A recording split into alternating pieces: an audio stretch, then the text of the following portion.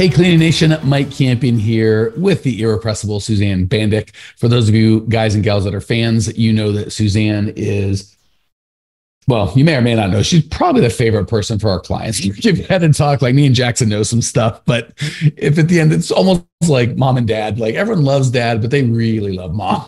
I think Suzanne is probably that, where our clients just love Suzanne. So I always enjoy getting to spend some time with her and certainly sharing her brains and experience and value with you guys. So that said, she has picked the topic. We are talking about the concept of what you focus on, bringing what you get, and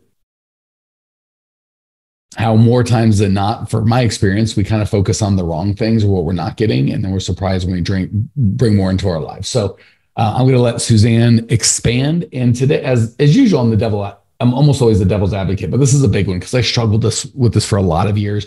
So I'm going to be a big devil's advocate, not because I don't love and agree with what Suzanne's saying, but the opposite. I struggled with it for a long time, and I know kind of the fears or frustrations people have, and I want to make sure I bring them up so Suzanne can address it. You guys aren't screaming at your phones like, no, but what about this or what about that? So that said, Suzanne, I am I'm ready to take notes just along with everybody else because I know this is going to be great. Thanks, Mike. All right, today, let's look at your business and your life today. Let's look at cleaners, clients, amount of money you're making, relationships. Add this to anything you want, okay? Questions. What are you getting? What are you feeling? What's good? And what seems really, really hard? Because we want to look at, are we attracting what we want or we don't want? And what is our role in that? And this is going to evolve around the law of attraction. So I'm going to ask a question. If it's out of order, going to screw you up, feel free to ignore it, go right by. My favorite thing of what you just said, you listed 4 or 5, I think, very powerful questions. And the one that stood out to me was, what's really, really hard? And I have fallen for this. And in the people we coach, I hear a lot of like baked in assumptions that I don't think are true. Like, well, obviously you have to work 100 hours a week the first couple of years you're in business. Like, obviously you don't make money right away, because there's all these things where they have statistics, which overwhelmingly business owners for their first couple of years don't make money. But we turn that statistic, which is probably true, into a global fact. Same with working hard, and same with it being really, really hard. So as I got better in business, I moved from just being able to get the result that I wanted more consistently. Not always, right? We still screw up, and I think everyone kind of 2 steps forward, 1 step back. So I don't think we ever graduate from that. But we do get more consistent at getting the results that we want and better results. But the biggest shift for me was it went from being really, really hard to feeling almost fun in a game and like I was winning. So we can talk about that now or later. But that what's really, really hard question, I think, is really important, because you kind of go from I can't succeed, which sucks, or I can succeed, but it just takes 80, 90, 100 hours a week, which isn't sustainable, and that sucks. And then it gets to, okay, maybe I've got a reasonable schedule, maybe I'm making some money, but it's still really, really hard, and I still really hate it. And I kind of got to that point and thought, well, that's just how business is, like just like you don't make money the first 2 years, just like all these other quote unquote truths, it has to be really, really hard. And to be fair, I'm not advocating it's never hard. Sometimes it is really, really hard, but I fell for the untruth that it always has to be that way. So we can talk about that as much or as little as you want in whatever order, but I know that really resonated with me, and it probably resonated with some of our audience. It's true. And what often happens for us is we figure things are out of our control. And that doesn't feel good, does it? Right? We think, well, I'm not getting as many employees or the right employees, or they're not good. They're like, I want to fire them all. Right? And we think, oh, how much control do I have over that? Part of this is our thoughts. Yes, you can have a hiring funnel going, but if you don't have the expectation that you can find good employees, you're going to keep getting what you've got. The hardest thing in the world is to have what you consider a reality. You say, Suzanne, you don't understand. There's not enough money here. There's not enough clients here. There's not enough good employees in my town. You don't People understand. don't want to work. There's too much competition. They're just applying because they're trying to get benefit. Like all of that you guys are thinking, but you don't promise we've heard them all. Go ahead. Right. So we consider, because we can see it, because we're living it, it's reality. The question is, do you like the reality? So when I first asked, what are you getting in your life? Maybe in some areas, you've got the most fantastic relationships in the world. Maybe in some area, you've got, your business is doing great, or you've got an abundance of clients. But in other areas, it's not so great. So when you look at that and you say, there are areas that I don't like my reality, I'm going to tell you probably the hardest thing in the world to do is focus on something different rather than what you are getting. So let me jump in for all of us A-type data driven. Like you can't just change reality by changing your focus, which I do believe you can, but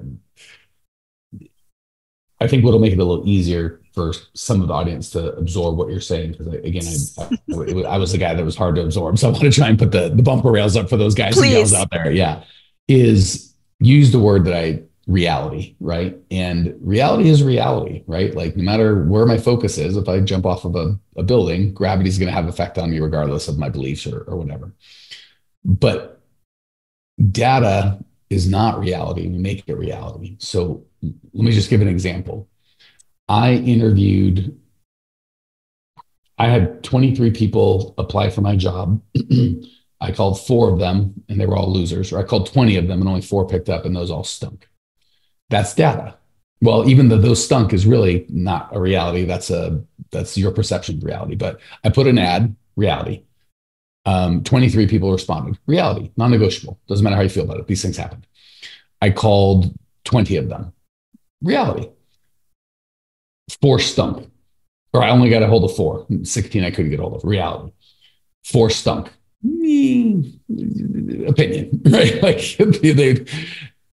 so we take all those data points, and that's why I always call it 2 truths and a lie. We take a bunch of things that are true, and then we tell ourselves a lie that seem reasonable in light of that. So if I just said to a stranger, nobody in my city wants to work, everyone's terrible, they would go, well, it's an insane statement.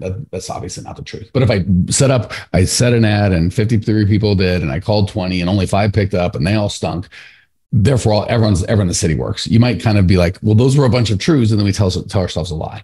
So when Suzanne's talking about changing your focus, I just want to encourage those of you who are like, but it doesn't matter. Because I'm the guy that believes if you step off a building, you will hit the ground regardless of your focus. But we tell ourselves a bunch of things that aren't true. Like nobody wants to work. Well, that's not the truth. Or I called everybody. Well, that's not the truth either. Or they all stunk. Well, that's not the truth. Like we make up a bunch of things that aren't true. So for those of you going, well, you got to be in touch with reality. True. But I think you're making up a lot more things than you think you're making up. And then you're focusing on the made up things. Okay. That said, and then I'm going to turn it back to Suzanne because I'm getting in the way of her flow. Even the realities that we dealt with, I put an ad, I get 53 people, I called 20, only 4 picked up. The easy, lazy man's assumption is the ad sucks, the people suck, everyone sucks. Another assumption could be, maybe I could put a different ad in a different place. Maybe instead of calling, I'll texting. Maybe what I said would have a different. So there's 1,000 different things that we could look at that are just, I think what we think is reality, like the part about gravity and the falling, we're like, that's true. It doesn't, great. But I think we think that's 60% of reality and it's really 12% of reality. Like there are certain things that are non-negotiable, like that are just true, but I think we make a lot of truths that are not true. So when we look at what we focus, again, I can't change how many applicants called, but I can focus on how many I did call versus didn't call, how many did work out versus didn't, the way that I called versus something else. I could look at the things I can change versus the things I can't change. And that's still changing the focus, even if we're dealing in a reality-based situation. I don't think I articulated it well, but one guy or gal out there is like, I got you, Mike. Go ahead, Suzanne. It's true. It's true. Okay. So let's look at this. I wrote a quote. Whatever you think about and the emotions that come with them is what is flowing to you in your life. Now let's dissect this for a moment. Okay. I'm going to take you back to 16-year-old Suzanne for a minute. I have not met 16-year-old Suzanne, so I'm excited for this story. Oh, she was a real bookworm studying law of attraction and psychology books. Okay. I figured out at 16 that what you focus so far, what you focus on, you're going to get. Now, I thought, I want to teach this to the world. So someone would come at me and they'd be having a bad day. And I'd go, oh, just think about it this way. Well, a lot of people just wanted to deck Suzanne. Okay. That I didn't have a bridge for them. I would say, just like you said, they'd say, this is bad. And I'd say, no, look at it this way. And they'd be like, huh? I can't get there. Okay. More mature Suzanne has learned the stepping stone and the bridge. So now I would say, you've got data and it says, look, I had this many people apply to my ad. I talked to this many, 4 stunk. You're like, and this has happened to me 3 weeks in a row. This is like, that's it. I'm going to build assumptions that there's nobody good in my town. Nobody wants to work and they're all imbeciles. Okay. However, if we build the bridge, and this is part of, I often talk about this, I call it a thought wheel. If you were to draw a circle on a piece of paper, at the 12 o'clock is your thought. At the 3 o'clock is your emotions. At the 6 o'clock is your action or non-action. And at the 9 o'clock is your result. And your result will always feed back to the belief and you will say, I told you so. Mm-hmm. Okay, so. You know what I love about that, Suzanne? We can control 3 of those 4. Exactly. Okay, so the thought, if the thought is, and let's take your example, Mike, but nobody wants to work here. Nobody's good. Makes you feel like, why am I even bothering placing the ad? What's the use of even trying? Oh, let me get even more insidious. It's easier to just keep doing what I've been doing. It makes sense for me just to keep cleaning. And maybe even we start getting real insidious with, I like cleaning. It's just, I prefer, like we start telling ourselves all sorts of lies because that emotion is so bad of, I can't do it. We'd rather feel anything than that. Hey, Clean Nation, Mike Campion here. One of my least favorite things about these podcasts are we found that people love the show and they love the information, but when I talk to you guys in person, stuff doesn't get done. People love the podcast, but they don't take any action. If you'd like to actually implement this and get this done in your world, we have a whole team of people that do exactly that. If you go to growmycleaningcompany.com/talk, you can book a time with either myself personally or one of our teammates to at least help you come up with a plan to actually implement and change your life. So if you want to go from getting these good ideas in your head to getting in your life, just book a free call with myself or my team, growmycleaningcompany.com/talk. And we can go from this one-to-many format to one-to-one and really get you some results. Excited to talk. Right. So now our action, the action that we take because we're feeling like, what's the use anyway? I'm just depressed, is half-hearted. I'm just going to keep placing the same old ad. Right. Or you just wait and go back to cleaning. Or you quit. Exactly. Then the result is, well, more of the same. See, I told you I was right. We're brilliant. We always want to prove ourselves right. Okay. So now the stepping stones, right? Now, not Suzanne saying, you're telling me the gas tank is empty and you can't just put a happy face sticker over this and say everything's glorious, right? Stepping stones. Let's work on the new thought. Well, really, is it true that everybody just wants to sit on the couch and eat potato chips and collect unemployment insurance? Or is it possible? This is the thought. Is it possible there are some people out there who actually do want to work and who are looking for me? Back to back are really powerful, Suzanne. I don't want you to go, because for you, it probably seems commonplace, but I think people might miss it. Is it really true that X? And is it possible that Y? I think those together, Suzanne, are just so powerful. And you said it very casually, like, because I know for you it's easy, but not easy, but you're pretty familiar. So just guys, gals, if you're taking notes, is it really true that fill in the blank. I can't make any money at this. My clients won't accept anyone cleaner than me. People are going to lie, cheat, and say, well, fill in the blank however you like. My wife is always going to be a pain in the butt. Whatever, fill in your own blank. Is it really true? Or, and when we answer that, or is it possible that? I just love that. It's such a beautiful bridge, as you mentioned. And this is the stepping stone to changing something in our world, something in our life, something in our business that we're not pleased with what we're seeing or what we're getting. The stepping stone is to think of a thought that's a possibility. I'm not going to tell you everybody wants to work. I'm not going to tell you that you're going to get 5 people that are glorious at your next interview. But I am going to tell you, if you start thinking it's possible, then the emotion is somewhat more hopeful. Would you agree? I would disagree in that. I think you understated it. Not somewhat more hopeful, like completely transformational for me, because I can get pretty bummed when I start focusing on certain things. I get pretty dang excited when I focus on others. And I'm stealing this visual from Anthony Robbins. I'm sure you're familiar. Is just the legs under the table, right? So if I have a tabletop that says people are lazy and don't want to work, I can find legs. I can find dozens, if not hundreds of examples of people not real life data, truth, reality. They don't want to work.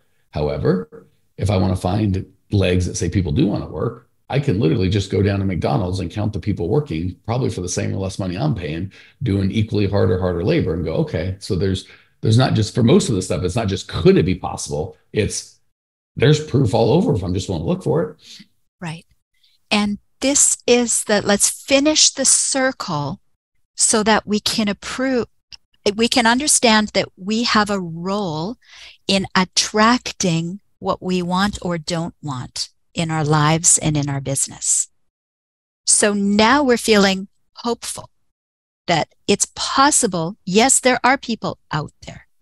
Now, the action that we take from that more hopeful position is, if I'm not getting the leads on Indeed, maybe I should try something else in addition to that, right? What are the other ways I can attract employees? Or maybe I need to change my ad, or maybe I need to do interviews more often, or maybe, right? So now we're looking at creative solutions. We're taking a positive action. I'll bet you said, what 20 things could I just pick for anything, right? To do that. And like you named 4 or 5, but what if you just had 20? Like my goal, not even to solve the problem, just to give 20 things that I could try that could or should work. Even with that list is like, well, gosh, now this is a whole different kettle of fish. Like all of a sudden it seems very reasonable and possible, if not likely. Right. And chances are, move to the 9 o'clock position on the circle, the results. Chances are you're going to now find someone. All you need is one person to help build that belief. See, I was right. To the new thought. And that's where we actually have control. When so much in life we feel like is out of our control. Wait a minute, our thoughts that will ultimately create our reality are within our control. Completely. And gosh, it's been said by so many brilliant thinkers so many different ways. At the end of the day, regardless of your circumstance, the only thing you can really, really choose is your response, and your response, internal and external. Internal is thoughts, what you think about that. So again, Suzanne mentioned, you run out of gas. You could say, I'm alone and going to die and I'm so stupid, or whoever ran out, you fine. Or you can go, I've always wanted to explore this part of the world, but here's a nice chance for a walk. And again, the gas is equally empty. I'm not saying that's not if you want to get your car running again, that's not a reality you have to deal with. But your response is completely within your control. And even in the same circumstance, 2 different people are going to have 2 different responses. And funny enough, this is the part I don't really understand. I just know it's true. When you choose to respond positively, the problem that you're choosing to respond positively to tends to get solved easily, or more simpler, or more quicker. And when you decide it's terrible and you're going to feel terribly about it, oddly enough, those problems seem to not just feel bigger, but actually be bigger. So it's one thing if it's like, well, if I'm miserable about it, at least I'll get the problem solved faster. It's the opposite. Most of the creativity is not, because most problems can be solved by thought and creativity. And it's not really accessed by overwhelm and fear. It's accessed by hope and potentiality. Perfect. So I have 4 focuses for everyone that are really easy to do. It's simply based on recognition of what's going on in life, okay, and the control that you have. So number 1 is to acknowledge that whatever you are focused on, you are attracting more of. This is a basic of the law of attraction. It's a law like physics. Okay? I like it. It's an easy one. Just acknowledging it. Like that one's not hard. I can do that. Exactly. Okay. So when we acknowledge it. 2 is decide you want something different. Also fairly simple. Like I'm waiting for the one that's hard and be like, oh, that's where I'm going to struggle. So far 1 and 2, I'm like, I can do those pretty, not only easy, I think they'll feel good. 3 is not quite as easy. I knew one was coming. It's the start to change the thoughts deliberately and intentionally to thoughts that will serve you. Still not painful. I think simple. It'll feel good. I'll enjoy it. Just going to take a little effort. Perfect. So the awareness is the key, which leads us to number 4. Do check-ins on yourself. Right? Do check-ins. What are you getting? Think about, what am I thinking? That thought wheel goes backwards as well. If you're getting a result you don't want, think about, what am I thinking about that? What actions am I taking? How do I feel? And change it up. Slowly. You can't go from it's hot to it's cold, but you can go to slightly cooler, right? Slightly warmer. You can adjust the dial a little bit. So take it a thought at a time that you can say, this is a possibility, and change your world. What will happen is you'll start attracting what you do want. And it's fun because when you start attracting it, like you said, it gets reinforced with that belief. So I think both of these, the clock was such a beautiful picture. I think a spiral is another way to look at it. And that spiral can go up or down, right? When you start with the negative thoughts, you get the negative emotions, which have the negative beliefs, which have negative results, which reinforce that. So I think it goes round and round. So the cool thing is, if you feel like you're a little out of control, you've been spiraling, you don't have to fix everything. You can just start with where Suzanne said, just start with the thoughts and go, is that really serving me? Is that really true? Is it really true that X, or is it possible that Y? Like, that's just such a fun pattern around. All right. I think that was phenomenal. I have nothing to add. Suzanne, anything you feel that people need to hear or know? Well, as I typically try to say, it's not about working harder. It's about thinking differently. Done and done. We're ending with that. That was so well said. Cleaning Nation, hopefully you got some value from this. If you want more, we're on Instagram. You may be listening to this on the YouTube, on a podcast, on YouTube. growmycleaningcompany.com is kind of the hub. Reach out. All we do as a team is help owners of cleaning companies day in, day out. And beliefs is important. What we talked about today, tactical is important. Who you spend time with is important. There's a lot of important stuff. Jump in, find a community that's going to serve you. And if you're not living the life that you want, do something different. Have a different thought and take a different action, and you'll get a different result. Talk soon, Clean Nation.